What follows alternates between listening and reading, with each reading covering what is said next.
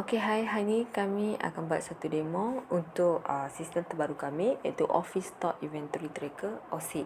Okey, OSIT sistem ni kami akan keluarkan dalam versi bahasa, dua bahasa, iaitu English, iaitu BI, and then Malay, BM. Okey, dan setiap OSIT ni kami akan keluarkan dalam perancangan, iaitu sekarang kami keluarkan dalam versi pertama, iaitu version 1.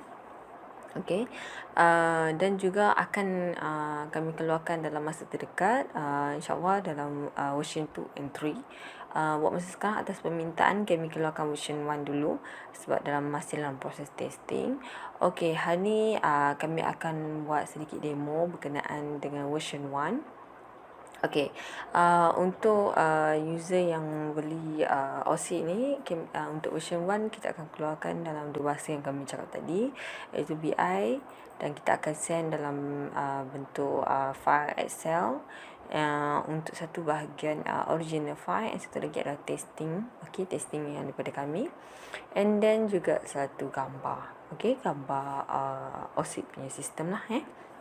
Betul juga dengan BM, sama juga. Okey, version yang berbeza lah untuk version 1.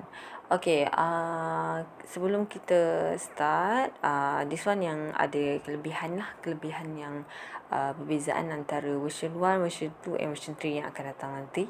Okey, so kita highlight untuk minimum stock untuk semua, iaitu mungkin kita akan ada item yang minimum stock tu. Okey. Okay, this one kita punya sistem. And then dekat sini stock inventory. Okay, this one yang kami macam cakap tadi, untuk minimum stock kita set di sini. Okay, minimum stock di sini. See? Okay, berapa untuk semualah. Okay, set semua. And then untuk stock in and out record. Okay, stock in and out record dekat bahagian di sini. Okey. So dekat sini kita akan note one by one. Stock in, kat sini kita boleh note masuk means beli, keluar jual. Okey. In kita purchase, and then kalau out kita means sell lah. Okey, so dekat sini ada dan lain-lain tu return stock record, purchase, sell, record, dia tak ada harga and then juga supply customer record ni dia ada simple saja, bukannya details lah. Okey, simple dia means nama pembengkat dan nama pemohon dengan negeri saja. Okay, ini atas permintaan lah. Okay, so insyaAllah untuk next punya version kita akan record lebih detail. Okay, mungkin dia punya daripada mana, phone numbers, email, something lah. Okay, and then report summary pun tiada untuk version 1 ni. Mungkin untuk next ni kita akan buat by monthly and then balance. Okay, dan juga version 3 mungkin kita akan masukkan profit and loss report. So masih dalam proses testing part. And then booking list, stock list pun tak ada. Maksud dia macam mungkin sistem ni bukan untuk jual semata-mata, untuk booking. Nanti akan ada means pemohon tu, means applicant tu, dia akan return lah. Okay, return booking tarikh sekian-sekian. Kita akan buat mungkin dalam version 3. So ini memerlukan formula sedikit lah, yang heavy sikit untuk dalam sistem ni.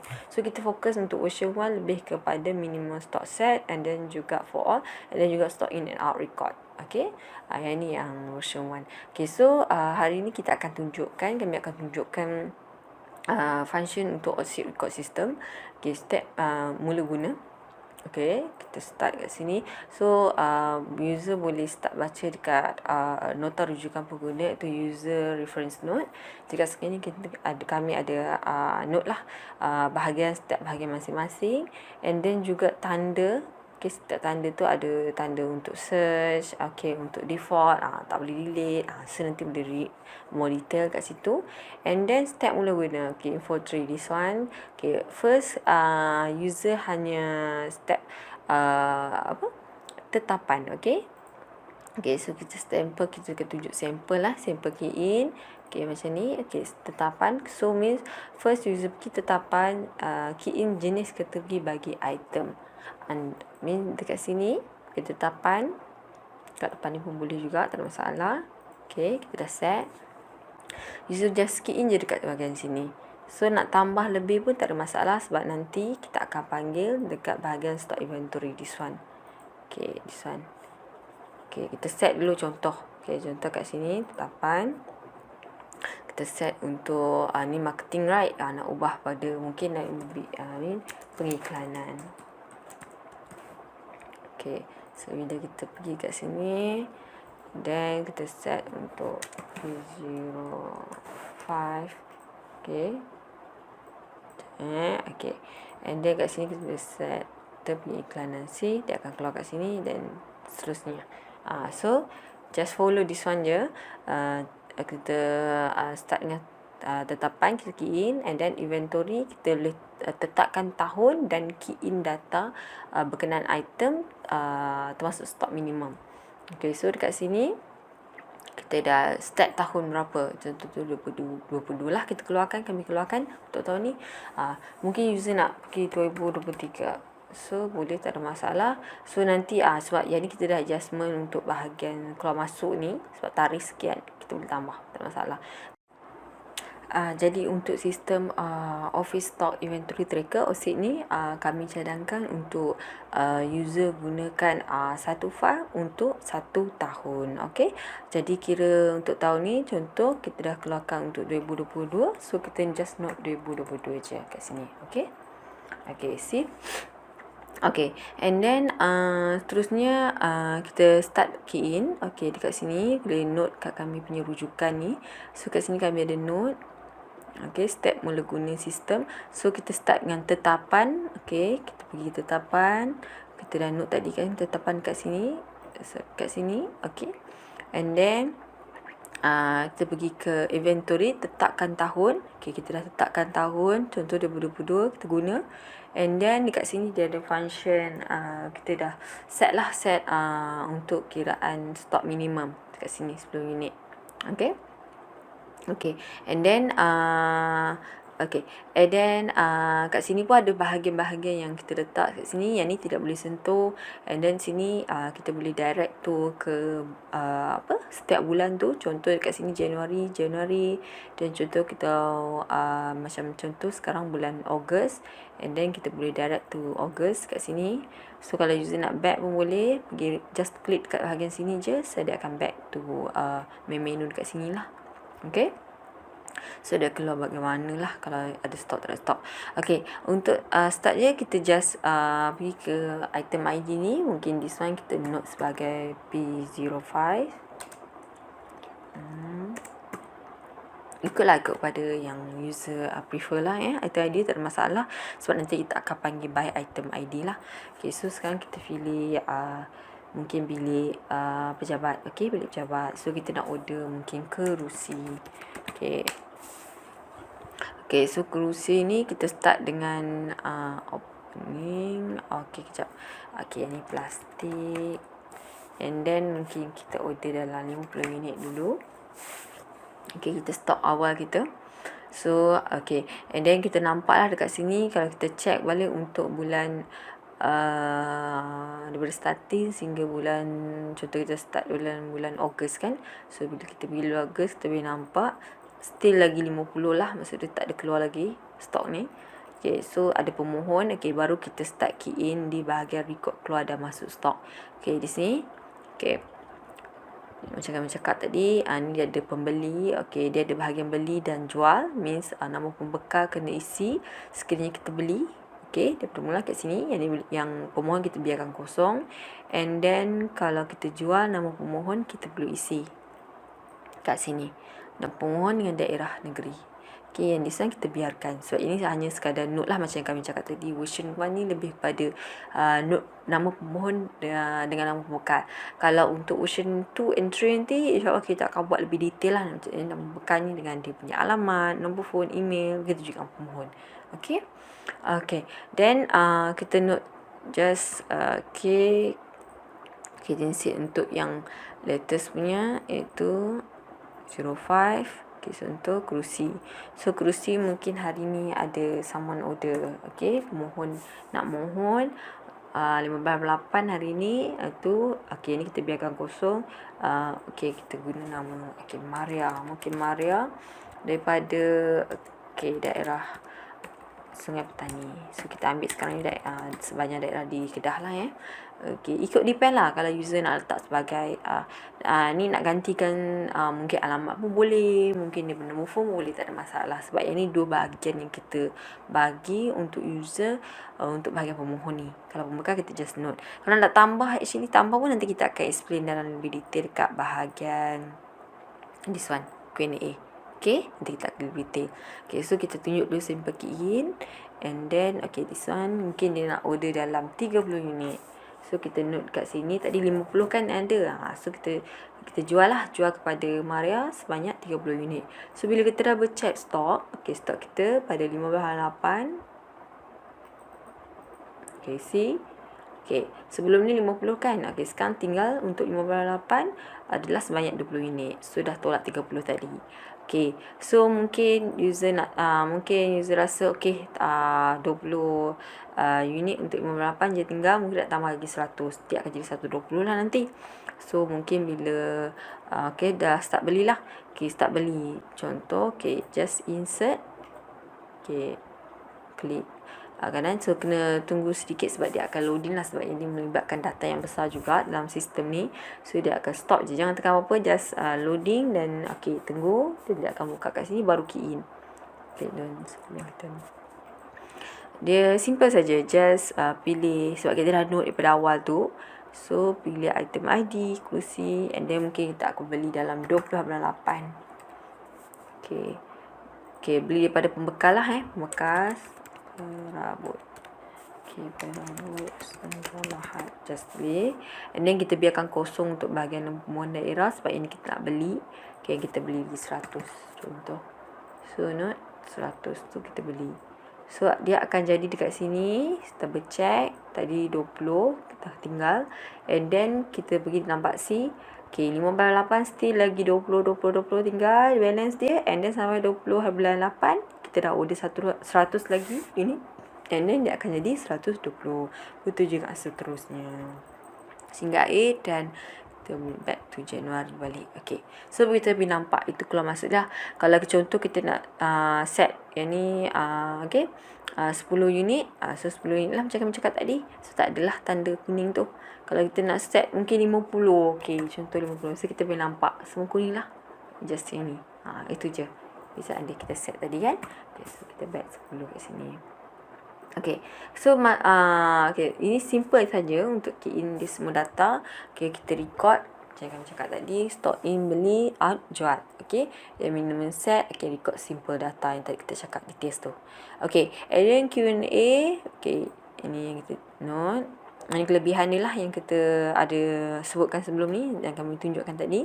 And then Q&A mostly biasa user akan tanya macam mana nak add delete column, row, and then kita akan buat search track data tu. Sebab tu sebab ini adalah office stock inventory tracker, untuk kita boleh track data tu.